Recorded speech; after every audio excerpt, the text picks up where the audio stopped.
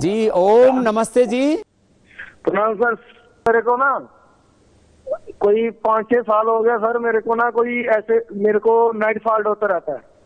जी जी जी sir, मेरे को night fault होता रहता है और सर मेरे को सपन दोष भी होता है और मेरा नींद है ना वो सब पूरा पूरा कमजोर पड़ गया है। चलिए मैं आपको उपाय बताता हूँ। काफ़ी लोग बोलने में संकोच करते हैं, लेकिन ये 15 से और 25-30 साल तक के लोगों की बहुत बड़ी समस्या, 15 से 30 साल के लोगों की तो बहुत बड़ी समस्या है, और अविवाहित लोगों की भी बहुत बड़ी समस्या है, और कई बार तो जो इस अध्यात्म मार्ग पर आ जाते हैं, सन्यासी आदि, उनके लिए भी एक समस्या होती है, लेकिन बोलते नहीं हैं। हमारे यहाँ पर बहुत सकुचाते हैं। तो आपकी समस्या का मैं बहुत सटीक समाधान बता रहा हूँ। सामान्य रूप से आंवला चूर्ण खाने मात्र से ही ये स्वप्न दोष की, नाइट फॉल की समस्या से छुटकारा मिल जाता है। फिर भी किसी को ज़्यादा समस्या है तो इसमें शतावर चूर्ण, बेटियों को, चाहे वो ओवर ब्लीडिंग है चाहे वो लिकोरिया है, बेटियों के लिए वैसे शीशम के पत्ते और नागकेशर आदि ओवर ब्लीडिंग में, और उनको अशोकारिष्ट आदि दूसरी औषधियाँ भी हम बताते हैं। लेकिन बहनों को भी, जिन उसको अंग्रेजी में वाइट डिस्चार्ज बोलते हैं, और इधर पुरुषों को जिसको स्वप्न दोष बोलते हैं, नाइटफॉल बोलते हैं, उसके लिए शतावर एक बहुत अच्छी औषधि है। तो 2 से 3 ग्राम शतावर ठंडे दूध के साथ, यदि किसी की कफ प्रकृति है या वात प्रकृति है, सर्दी बहुत लगती है, मसल्स में पेन आदि रहता है, तो थोड़े गुनगुने दूध से भी ले सकते हैं। वैसे जिनको नाइट फॉल रहता है उनको हम गर्म दूध पीने की मनाही करते हैं। एक चम्मच माने 2 से 3 ग्राम शतावर चूर्ण लेने से नाइट फॉल की समस्या से छुटकारा मिल जाता है। गिलोय गोखरू आंवला, इसको रसायन चूर्ण भी बोलते हैं।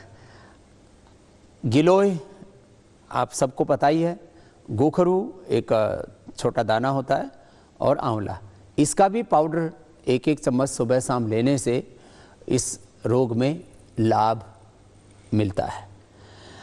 जहाँ तक अब इसके कारण हैं अलग अलग, जैसे किसी की बहुत पित्त प्रकृति है, बहुत गर्मी है शरीर के अंदर, उनको ये समस्या बहुत ज़्यादा रहती है। इसके निवारण के लिए एलोवेरा और आंवला ये सुबह खाली पेट पीने से इस समस्या से छुटकारा मिल जाता है।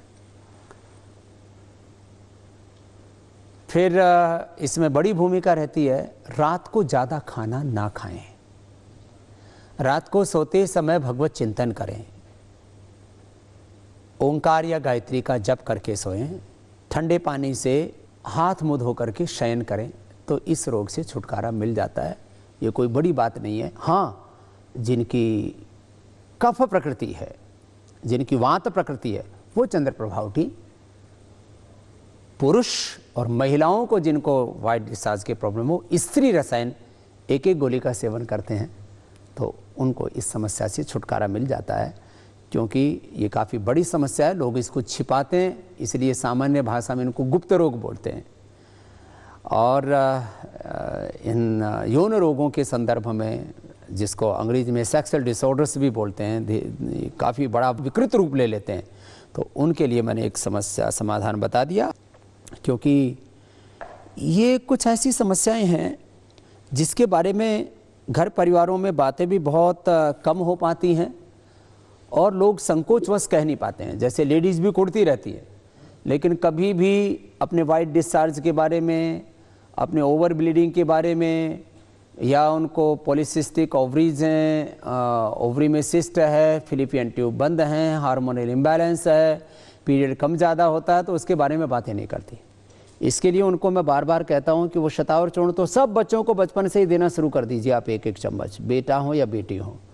और फिर बेटियों को दशमूलारिष्ट ये पीना ही चाहिए। ये उनके लिए एक जनरल टॉनिक है। जैसे हम अपने डेली रूटीन में कितने प्रकार के खाद्य पदार्थ लेते हैं अपने आरोग्य के लिए, ऐसे बेटियों को उसका प्रयोग करना ही चाहिए, दशमूलारिष्ट का। और भाइयों को जिनको बहुत पित्त प्रकृति है, वो चंदनासव ले सकते हैं।